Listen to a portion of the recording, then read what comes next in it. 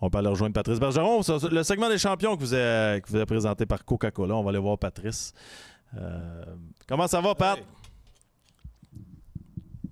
Je n'entends pas, les gars. Allô, m'entends-tu? Allô.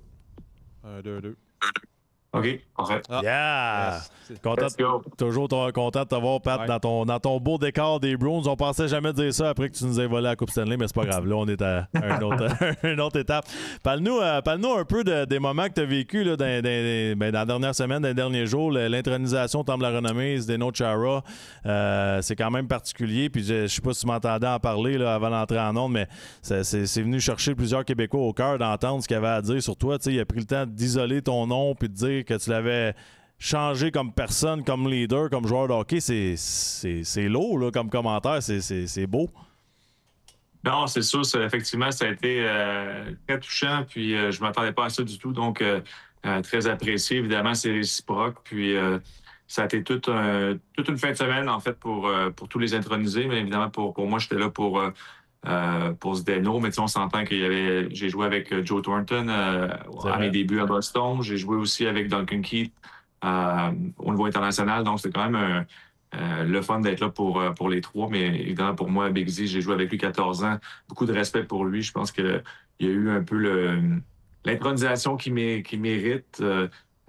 C'est vraiment, ils ont été traités vraiment aux petits oignons là, toute la fin de semaine, j'ai eu la chance de le voir, d'être dans les témoins. Puis honnêtement, c'est plus que mérité avec tout ce qu'il a accompli. Puis ça a été vraiment une belle fin de semaine. Est-ce que tu as pris cette fin de semaine-là un peu comme pratique pour ton intronisation future au Temple de la Renommée? Je sais que tu vas dire non, tu es humble, mais est-ce que tu commences à y penser, on dit entre nous trois?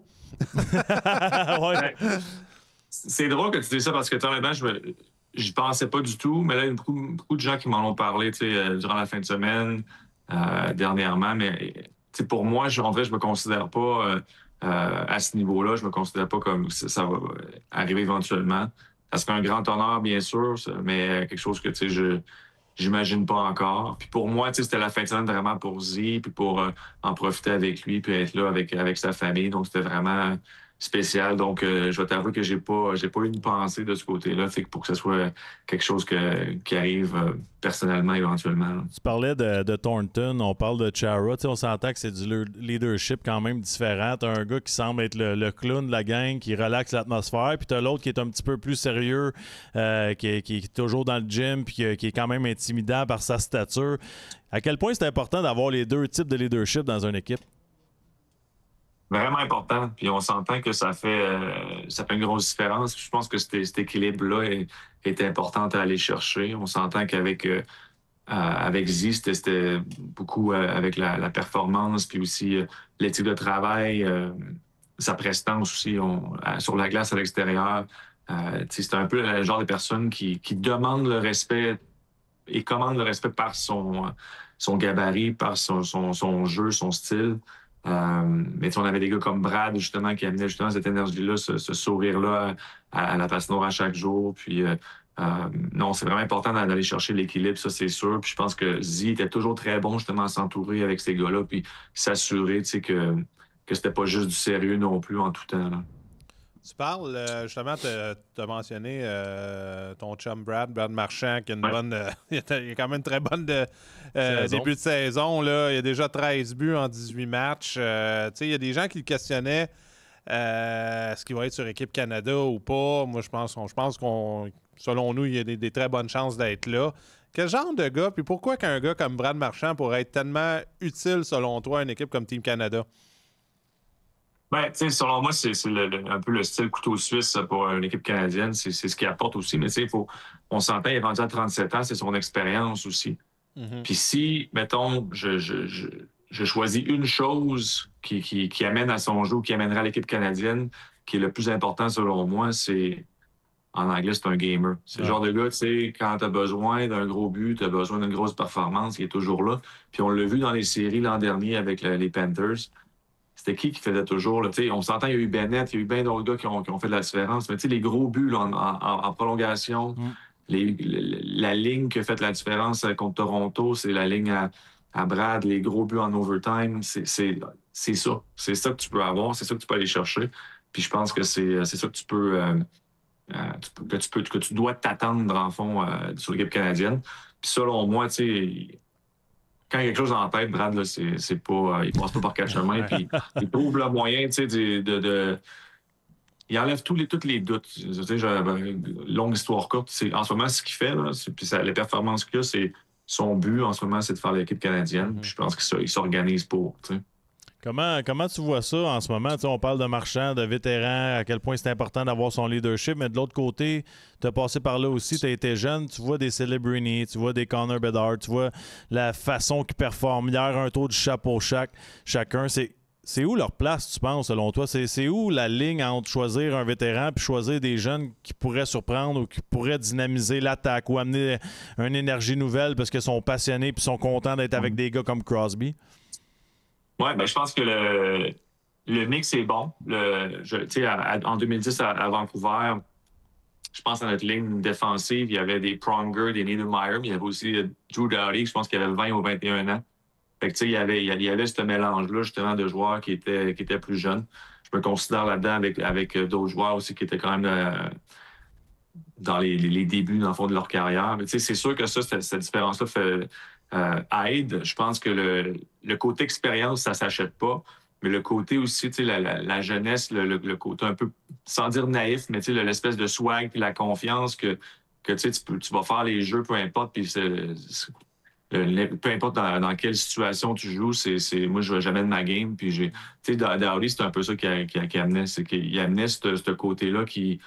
Moi, j'ai rien à perdre. Je suis aux Olympiques, puis je vais jouer de la façon je vais jouer libre, dans le fond. J'ai 20 ans, je joue libre, puis ce qui m'a apporté jusqu'ici, jusqu'à maintenant, c'est de jouer, dans le fond, de la bonne façon, de faire les jeux que j'ai à faire sans vraiment me poser de questions sur est-ce que je vais rembarquer sur la glace. Je pense que c'est un peu ça que tu amènes en tant que jeune joueur. C'est l'espèce de justement, l'énergie un peu libre de jouer, peut-être éclater sur la glace.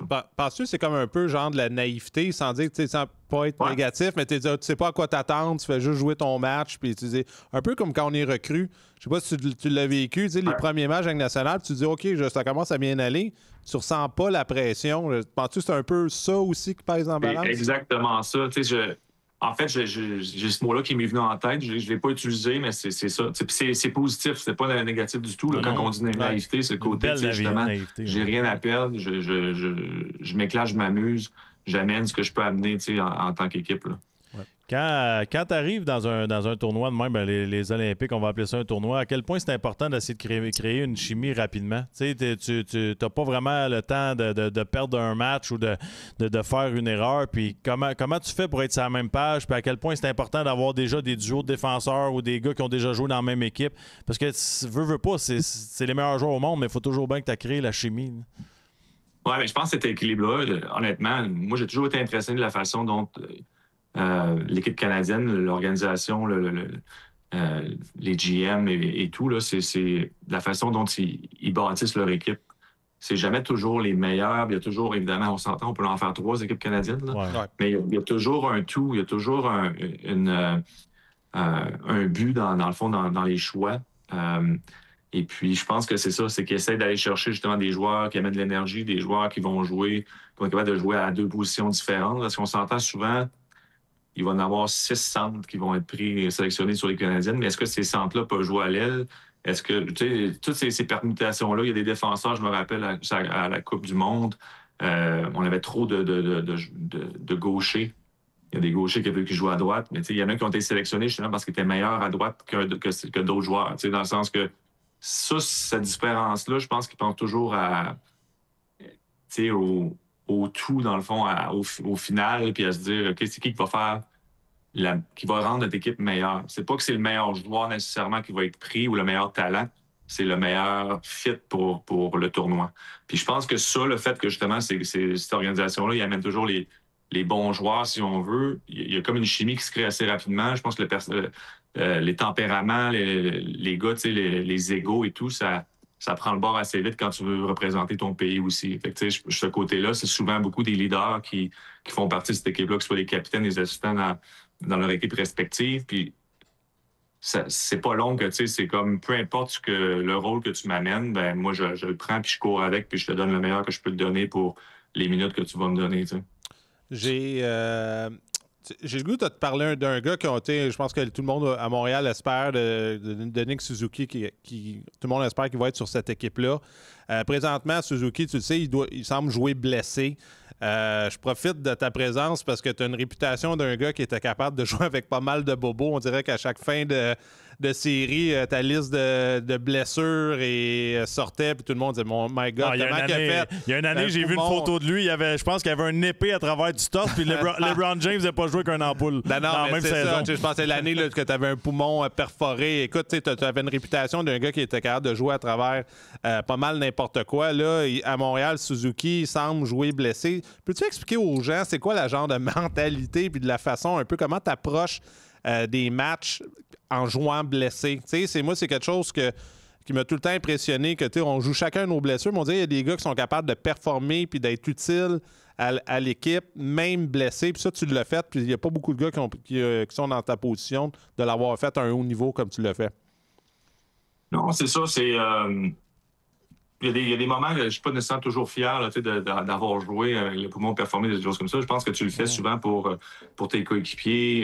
Évidemment, en série, d'autant plus quand tu te rends aussi loin qu'on l'était à l'époque. Tu veux le faire, tu ne peux pas laisser, dans le fond, laisser tomber tes coéquipiers si on veut. Ouais. Mais ouais, c'est sûr que en ce moment, j'imagine aussi qu'il y a un petit côté derrière lui qui pense à l'équipe canadienne, tu sais, puis il se dit peut-être si je rate trop de matchs, ben est-ce que je perds ma chance aussi? Fait que je pense que, puis je dis pas que c'est égoïste de le faire, je pense que c'est juste normal, puis c'est un peu le côté, dans le fond, d'athlète, la mentalité qu'on a en tant qu'athlète, en tant que joueur de hockey, c'est que tu veux jamais laisser paraître les choses, tu veux toujours être là pour ton équipe, tu veux toujours essayer de donner le plus que tu peux avec ce que tu as, avec le 80 % que tu peux donner. Puis je pense qu'on s'entend souvent qu'il y a des joueurs qu'avec 80 % tu vas le prendre plutôt qu'un autre à 100 %. Puis Nick Suzuki, il tombe évidemment là-dedans, dans ce créneau-là, qu'il y a une importance capitale pour son équipe. Mais je pense qu'il y a aussi peut-être le côté, justement, de l'équipe canadienne que si je rate trop de matchs, ben, ça me gâche. Comment qu'on sent qu'on joue avec un poumon perforé, Pat? Ça respire pas bien. Ça respire pas bien, on te le dire. Hey, toi, tu t'étais malade. Ça n'a pas d'allure. Courageux. Ouais. Tantôt, Pat, dans le début du show, on parlait avec Tony Marinaro puis Gilbert Delorme. Souvent, on a joué dans des systèmes défensifs qui protégeaient justement les joueurs quand tu n'as pas d'énergie ou quand tu es blessé ou à quel point c'est important. Puis on débattait sur les systèmes dans la Ligue nationale de hockey qui sont homme pour homme défensivement. Puis on dirait que tu n'as pas le feeling d'avoir un safety net là, en arrière. C'est quoi ta vision, toi, sur la protection des joueurs ou comment remonter les joueurs à un autre niveau, mais en les protégeant avec le système? Oui, non, c'est sûr. Moi, je suis quand même un gars de la vieille école ou un gars du côté de jouer zone, là, la bonne vieille... les couches de sécurité, si on veut, derrière nous, pour justement s'il y a un gars qui se fait battre. C'est sûr que je vais toujours être un fier partisan de ça parce que j'ai joué ça pas mal toute ma carrière. Je vois qu'il y a de plus en plus d'équipes qui jouent le man-to-man, si on veut. Par contre, moi, je pense qu'il y a toujours le gros bon sens dans tout. Puis dans ta zone défensive, si tu es sur t'es un ailier, disons, tu es sur le défenseur à la ligne bleue, puis tu le couvres, mais il y a des gars qui se font battre en arrière. Maintenant, il faut que tu utilises ton jugement de joueur de hockey puis dire, OK, il faut que j'aille aider. Tu peux pas toujours... Moi, selon moi, un man-to-man à 100 %, ça peut pas nécessairement toujours fonctionner. Il faut qu'il y ait une certaine sécurité derrière toi, que si tu te bats un contre un ou que justement, si tu es contre Connor McDavid en man-to-man dans la zone défensive, là, à un moment donné, tu te sens pas gros dans tes shorts. Tu sais qu'il y a personne qui va te supporter derrière toi si jamais, justement, il te casse une cheville en faisant un petit move. Là, fait que on s'entend qu'il y a un côté que je suis pas contre ça, mais il y a plusieurs équipes qui le font tellement. Genre les Panthers de Floride sont homme pour homme, puis ils réussissent quand même à permuter ou à se protéger en tant que coéquipier si jamais il y a un joueur qui se fait battre. Puis ça, c'est quand même assez remarquable comment qu'ils le font. Oui, puisqu'ils sont forts physiquement et ils ont des esprits de joueurs aussi. Là. C'est sûr que ça aide quand tu as le staff pro. Je veux t'entendre aussi sur une coupe de niaiseries, là, puis j'ai hâte de voir si tu en as vécu. On voit cette semaine des blessures bizarres dans la Ligue nationale de hockey. Hughes qui se blesse au restaurant. Listerainen qui s'est fait mal avec son barbecue aujourd'hui ou hier. On sait exactement ce qui s'est passé avec son barbecue? Ben, ça doit être une brûlure, j'imagine, ouais, mais il est encore là, à long terme, il est parti. T'as-tu vécu des choses du genre dans ta carrière ou t'as-tu vu des coéquipiers avoir des blessures bizarres puis perdre des joueurs? On sait comment c'est important dans la saison pour des niaiseries. Ben oui, on a eu en 2006, on était comme en reconstruction. C'était comme l'année un petit peu l'année de l'arrivée de Chara, mais on a encore plusieurs joueurs qui se greffaient à l'alignement. Puis justement, il y avait Chistov. Est-ce que vous vous rappelez que Chistov, il a joué à Anaheim, il était un choix de première ronde. Oui, un peu, oui. Il a roulé sa bosse, après ça, il a joué avec nous à Boston. Puis on joue au soccer avant le match à Ottawa. Puis il a sauté pour faire une tête, dans le fond, pour garder la balle en jeu. Puis il a retombé tout croche, puis il s'est blessé le genou, dans le fond, un MCL, un ligament croisé intérieur. Puis il était out pour une couple de semaines là, facile. Fait que, disons que ça, c'était... C'est ça, c'était... L'entraîneur, tu allais dire ça à l'entraîneur après, là, il était pas gros dans ses shorts. C'est la job des leaders, ça, ou c'est sa job au gars qui se blesse? Non, ça a été le trainer, mais le trainer, il avait pas tant le goût d'y aller. Là. Mais non, c'est ça. Comme, il n'y avait rien à dire, là.